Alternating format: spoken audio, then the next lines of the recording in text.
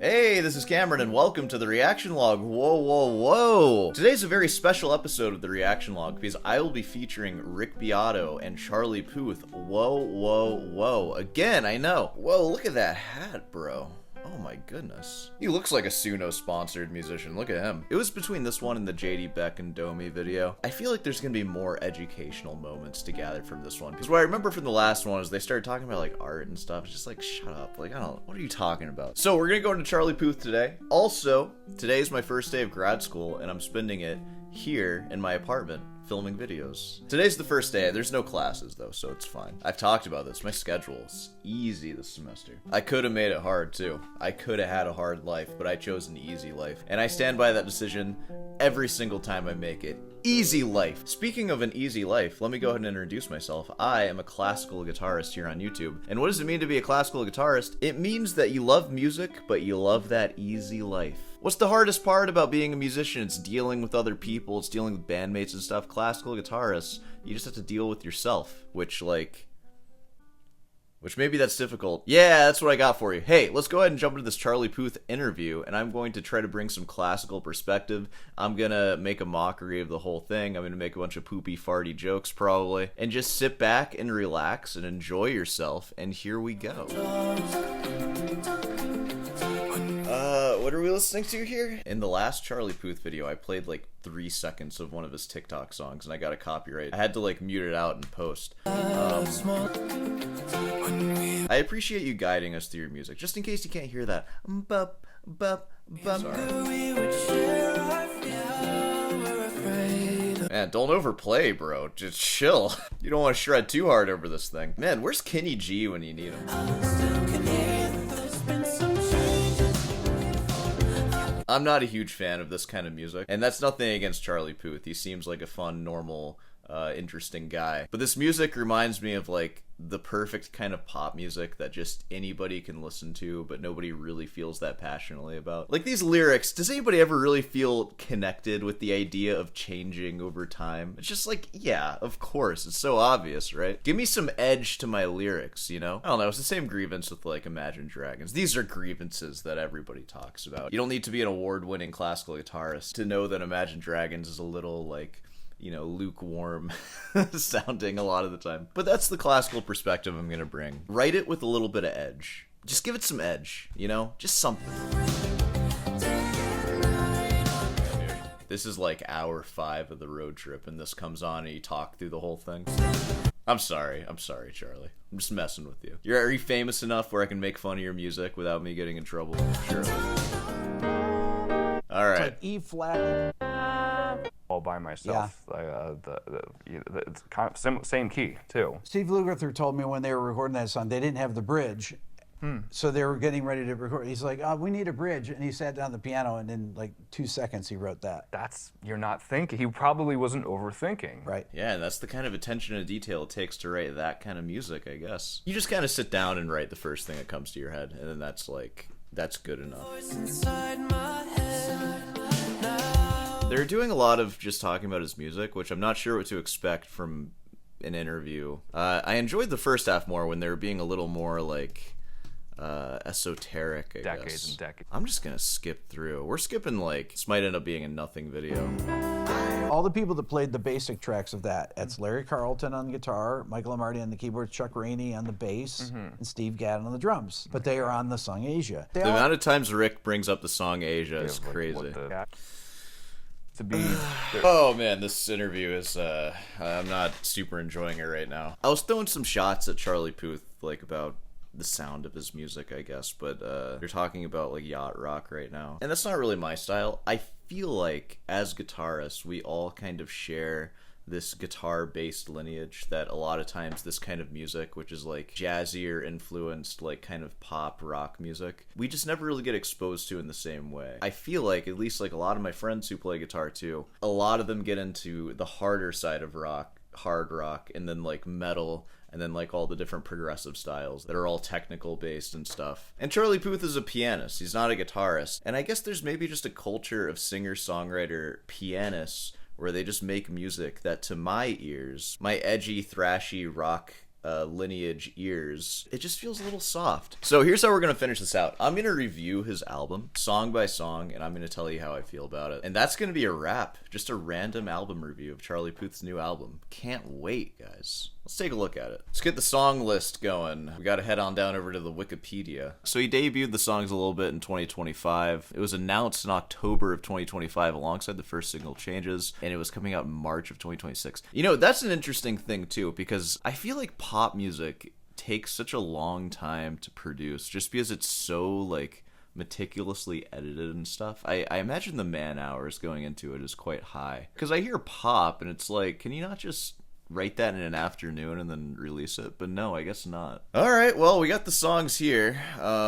Sorry if this is like a super lame thing for me to do, reviewing this pop album, but I don't know what else to do with this Charlie Puth video. Let's get into it. We need the lyrics too. This is the closest thing we're gonna get to sheet music. Alright, I'm gonna cut a lot of this because I don't want to get a copyright strike, but let's go ahead and jump in. Alright, starts off with that, like, Toto-esque instrumentation. Really good. Based on my reading of the lyrics, the first song is about going through changes in life. And I guess separating from... It's pretty, like, platonic language. So I'm assuming separating from a friend over time. Which is something we can all relate to. So let's see how it makes us feel.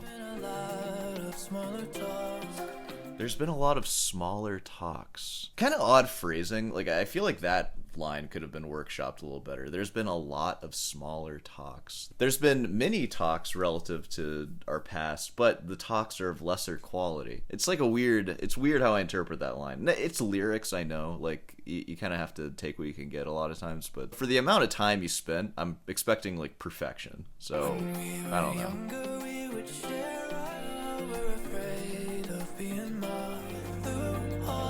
Interesting. Now we're afraid of being mocked. Is that directed to the person in question who you used to be closer to? Or are we afraid of being mocked by the world? But also, you never shared your fears with the world. You shared it with the person you used to be closer with. Are you afraid of them mocking you now? I don't know. I just kind of don't get it, I guess. But, alright.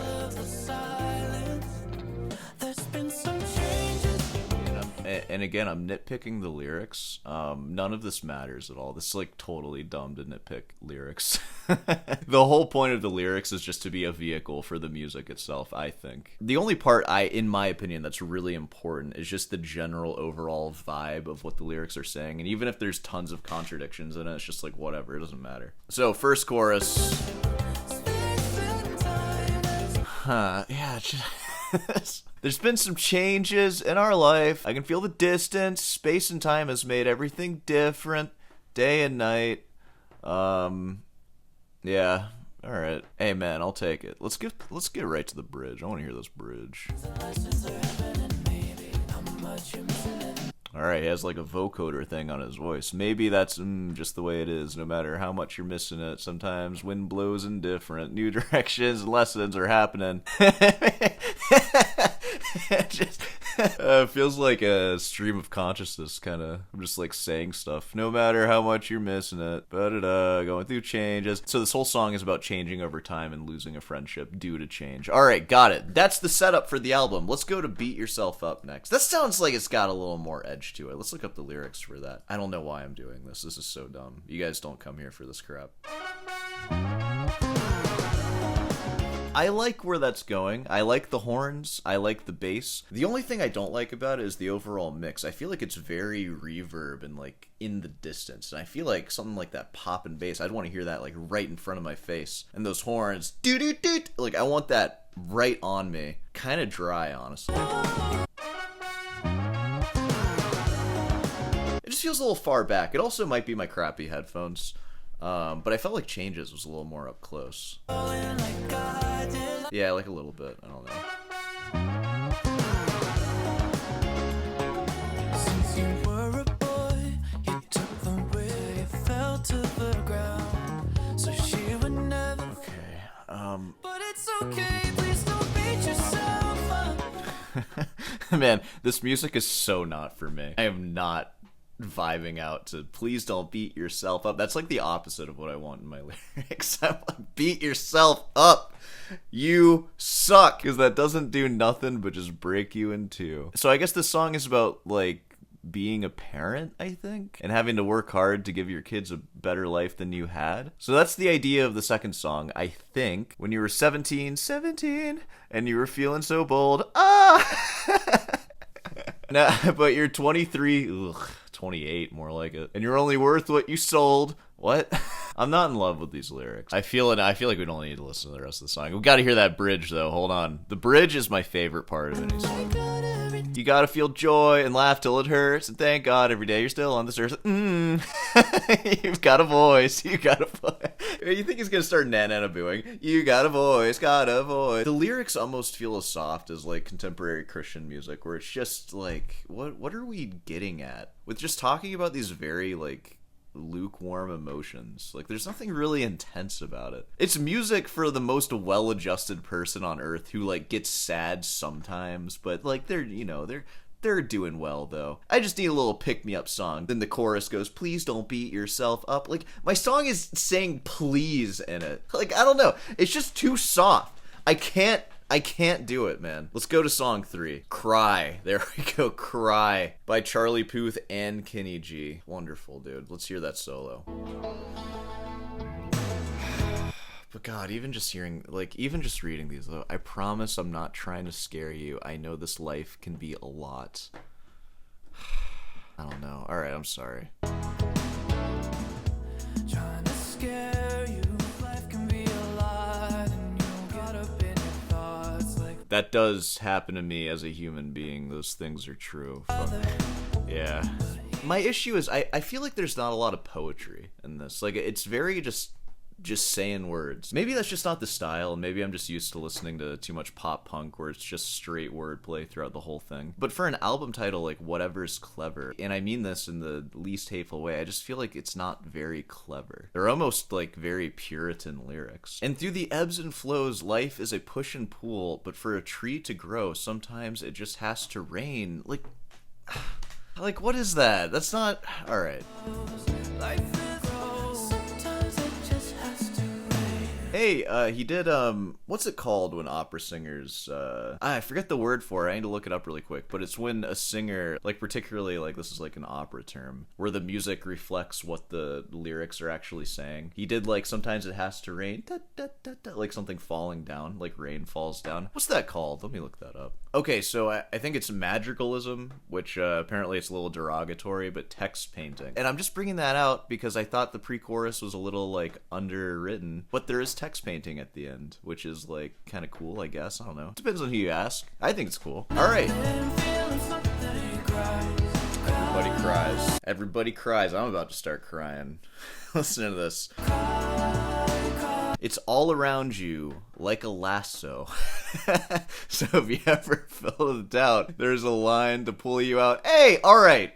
There we go. That is kind of clever. I like the lasso line's good, though. Good job on that. From the pressure that consumes you, you can always call me. Okay. Like, you could have made some line about, like, being in a pressure cooker or something. You know what I mean, though. Oh, yeah, what's this song about? The song's about being able to cry sometimes. And there's no bridge. Oh, the bridge is Kenny G. There we go. So much can be said with Kenny G and a soprano saxophone. He's sure said a lot. He's had like 30 albums now. Alright, next song.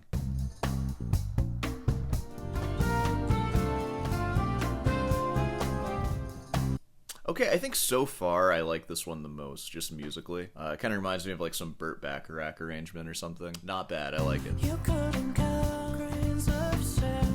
Okay, hold on. I haven't even listened to it. Barely listened to it. I just got the grains of sand part. You know what? I think this stanza is so far the strongest he's had, too. You couldn't count the grains of sand. No one could ever have the time. Maybe we're going back to this long-lost friend or something and implying that you don't have time for him or something. It's been so long since you've seen land, can't even see it in your mind. Maybe in some way... Charlie himself represents the land and the sand to be counted, and nobody has the time to do that anymore. The ocean could represent life. Okay, I don't know. All right, let's keep going. Hey guys, I'm just a classical guitarist. I don't deal with words too good.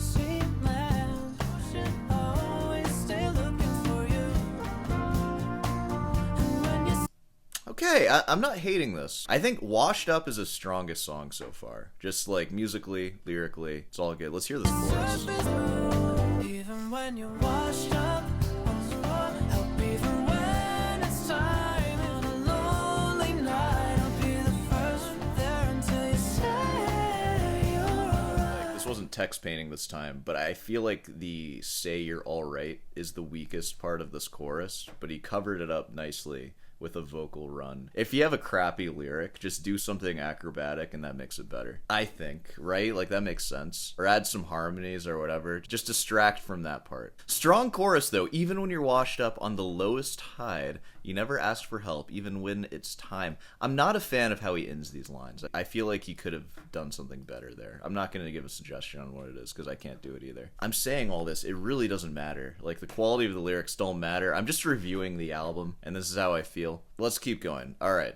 Sometimes the seas can be unfair to these typhoons. If we ever wanna see the sun. This is a song about finding your friend drowned, face down in the water. When you surfaced, I know what to do. Call a funeral home. And no matter where the current goes and you can't get through the fog at all, I'll still hear you cruising out to the sky. Why? Why? All right, we're done with this one. There's some strong parts in Washed Up. Man, like, I don't know. It's fine. I feel like I need to keep reiterating. This is not music that I would choose to listen to ever. That doesn't mean that it's bad, and that doesn't mean that you can't ever listen to it either. We're not the same person. It's just very unlike what I usually like, and I'm just trying to explain to you why, I guess. Starting with the chorus. Oh, right. I like the wacky sound effects you hear in there. It's good. There's nothing that fun to do in New Jersey, so I don't go back. There's nothing that fun to do in New Jersey, so I won't go back. The song is spot on so far, actually. I've only been to New Jersey once via a layover, and oh man. I was just getting back from Japan. That has like the cleanest airports ever, too. Then I went from there to California to New Jersey, and it was like, oh my god, this is a hellhole.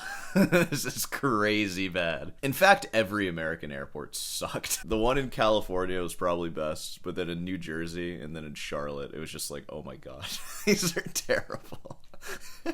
Especially after those Japanese airports and train stations. Wow, they're clean. Wow, even public bathrooms in Japan are just like amazing. Come stocked with bidets and everything. Their 7-Elevens are awesome too. I ate like one meal a day from 7-Eleven. Alright, I'm done with this song. Don't meet your heroes. That's what I say to any of the young guitarists I meet at guitar competitions, and I'm just horribly mean to them. I'm just, don't meet your heroes. Listen to that Charlie Puth song. He tried to warn you. I'm a bad man. The cat. Alright, cat, come on. Come on, you want to be a part of this stupid video? Come on. Let's go. Come on. You're gonna keep whining.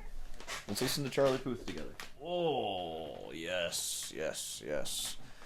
Don't meet your heroes. I was young and so obsessed, said you're the best, so I just stood nice. I love the way you were a star, the way you play guitar. You even look like you're a tribe. It might just be me. Like, I don't know if this is like really out of the lyric style that I like have grown accustomed to. It just doesn't feel that good though. I was young and so obsessed. Solid line. All my friends said you're the best. Ugh. So I just assumed you were nice. I love the way you were a star. Wait, what? God, I don't want to be such a hater, but I really don't like this writing. So the song is just a song about a fan meeting their hero. I wish that we never met. They just dropped the meat and potatoes right in the first pre-chorus. I wish we never met. I guess they kind of dropped the idea in the title, don't meet your heroes, to be fair. So I need to listen. Every day I'm still forgetting me who I am. There ain't a What did they do to you? Every day I'm filled with regret. There ain't a dang thing I would change except don't meet your heroes. They're not as they seem. Everyone in my recital class is what they all say. Don't meet your heroes. They're not as they seem. I should have just kept you on my TV screen. damn thing I would. Ow. Stop biting me. What? Why are you biting me? Okay, so we're about halfway through this album. The themes of it so far. Changes is about being disappointed in relationships. Beat yourself up. Don't be disappointed in yourself. Cry is just don't be disappointed in yourself, I guess. Like, it's okay to cry. That was the strongest one, I thought. I forget what that one was about. I think it's about being disappointed in someone else again. But you're there for them. New Jersey Sucks, which is a fine song for any album. Don't meet your heroes, being disappointed in someone else again. Home, I assume this is about going home through the rose-colored lenses. Hey, an idiom to start things off. And the white picket fences. Hey, these are kind of decent lyrics so far. No matter how good this is, could never satisfy. Yeah, I know. When it's you that I'm missing. Now, man, the first two lines are pretty solid, dude. Through the rose-colored lenses and the white picket fences, how good this is, it could never satisfy. Very good, Charlie Puth. I think this is actually your strongest stanza so far. I like that. Now I sit in the kitchen. The kitchen with missin', I'm not a huge fan of. Through the window, pitch the day turned to. Okay, the window pane saves it though, because at least like we get a little imagery with the kitchen. If the kitchen was just used to rhyme with missin', I would be very upset about that. But at least we stayed in the kitchen till the end of the line. So it ain't a mystery that every time you leave, that's when I feel most alone. Oh, just like probably the weakest pre-chorus so far, unless it's sung amazingly. It ain't a mystery that every time you leave, that's when I feel the most alone. It ain't a mystery. Every time you leave, I feel the most alone. Hearing it, it's not that bad. I like it. Oh my god, verse 2 goes crazy. It's in a different language. Dude, the Japanese verse 2 goes so hard. There's nothing for me to say. As far as this genre goes, this one's alright by me. Hey, brother's the next song. Hey, brother.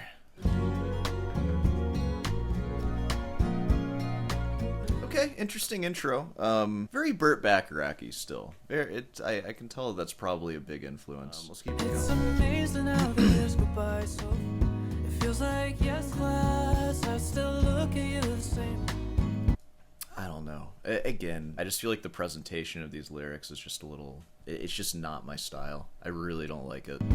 No, you're not where you to the end yet. This video is really I'm stupid. only 'cause blood is thick. You know, maybe I'm listening to the wrong things. I've put a very heavy emphasis on the lyrics, just because it's pop music. I feel like that's the thing that most people are relating to. That's sort of what I'm expecting the quality and care to be poured into. The arrangements are cool. I would say, like, for most of the songs we've heard, I feel like the arrangements are cool and reminiscent of, like, a time long gone. I'm gonna say Burt Bacharach again, you know, like, which is good stuff. And you will you see and make some mistakes. Oh. The music to the chorus is quite strong. I like it a lot. Where do you want to go? Are you just gonna leave and then start meowing immediately? Okay, you can leave. Don't you dare. Don't you dare start with me. Okay, Hey Brother is just about missing his brother or some BS like that. I don't know. Some weak crap like missing your family. Get out of here with that. Don't you dare jump up here. I swear to God, don't you dare. Okay. I will hold you in my arm, brother. My brother, yeah. Sideways by Charlie Puth and Coco Jones. Is that your birth name, Coco Jones? That's an interesting name. Never thought I would see the days ruined before. Took a wrong turn. Oh. Please. Oh. Even if it goes sideways, even if I were to scream out enough's enough, I believe we'll always find a way. Weather the storm. It's just the way he ends things. Just let me hear that chorus. We go sideways. Enough's enough. Even if it goes What are you doing? What are you doing, dude? You're gonna hurt yourself. Oh my god, he almost killed himself. What was that? Why are you doing this? Oh my god, can you just chill like under here? Just chill. Come on. He's hungry. He wants me to feed him.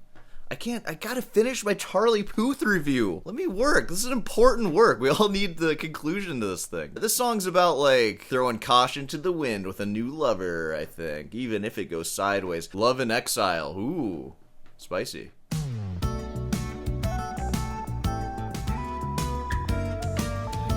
Okay. Strong. I like that.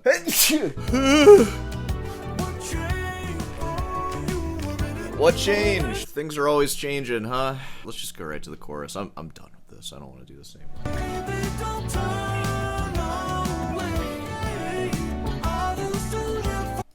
It's fine. I feel like the second half of this album is getting a little more experimental. Like, as experimental as pop music can be. But I'm getting more of the arrangement magic in this. Again, like, it's not my style. It's not enough arrangement magic. It's still very easy listening pop, sanitized, but it's something though. But it's more than the first half. And I feel like the first half happens to you where you lose something. I wonder how this album's performing, honestly. Like, what's the reception of this thing? That's why you want to be sweet to each other.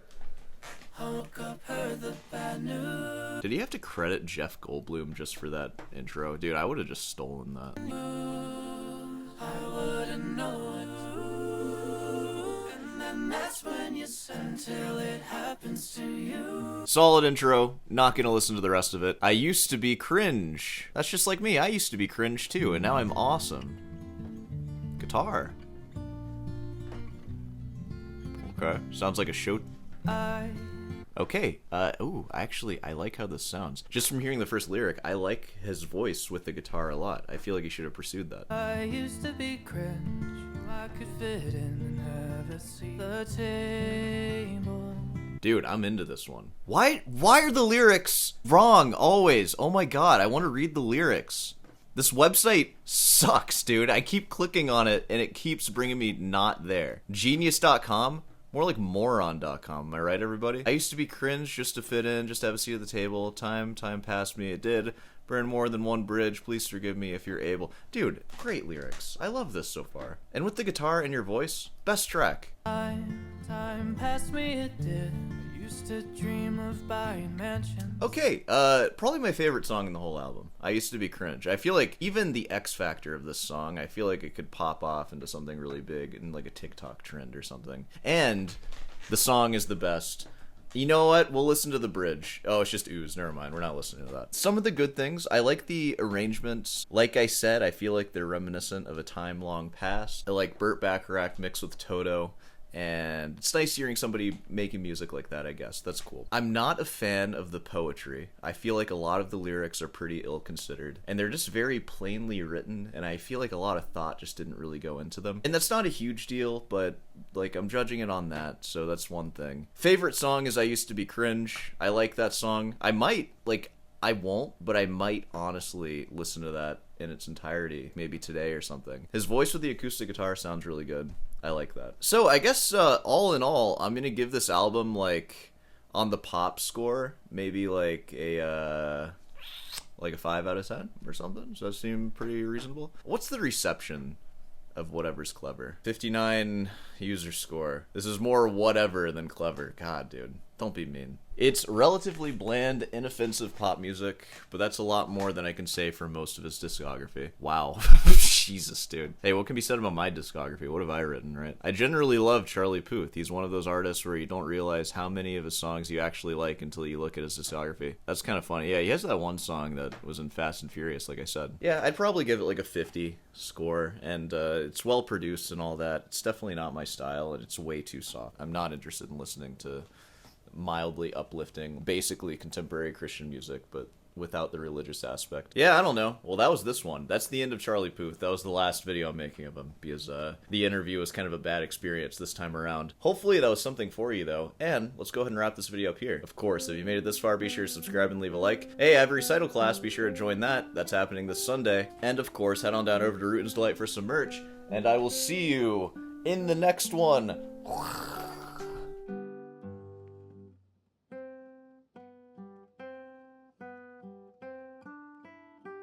You ruined that video, I hope you know that. You ruined it. What do you have to say for yourself? I'm not feeding you.